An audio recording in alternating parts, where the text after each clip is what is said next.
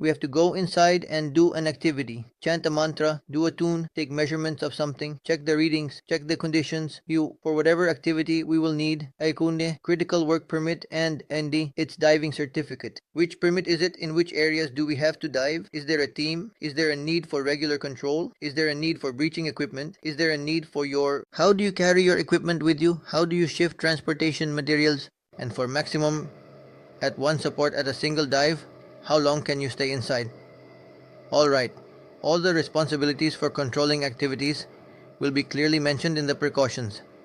So if you have any questions regarding your diving certificate, feel free to ask me in the comments section about the requirements for the vehicle and machine entry certificate. If any vehicle or any generator compressor related to our activity is used, which will be engine generated, inside which the engine will fit, for example, a forklift can be used, a compressor can be used for ventilation, a generator can be used for electricity, a crane can be used. The engine will fit inside Kumon. A four-wheel drive can be used, a compressor can be used for ventilation, a generator can be used for electricity, a crane can be used. So to bring all those things into the area, we will need a vehicle and machine entry certificate. The zone code classification certificate should be on the SZDs and certificates. The chalon wall should be installed. 1. The spark arrestor should be installed.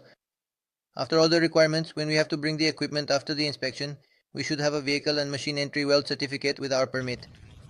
The permit number will come at the top, then the vehicle.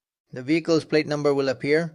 Then the permit it is associated with will appear. Zone classification, which certificate is required in which zone, can it work, which third parties are required, where can you park it, all the information will be mentioned here, so you have to make sure that you have a valid and life entry certificate and a vehicle and machine equipment certificate. Only after that you can transfer or mop any of your equipment there.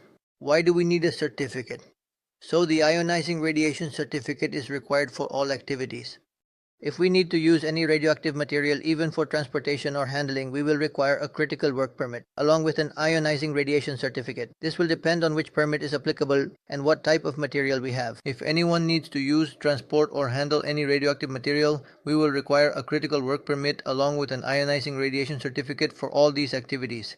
This will depend on which permit is applicable and what type of material we have.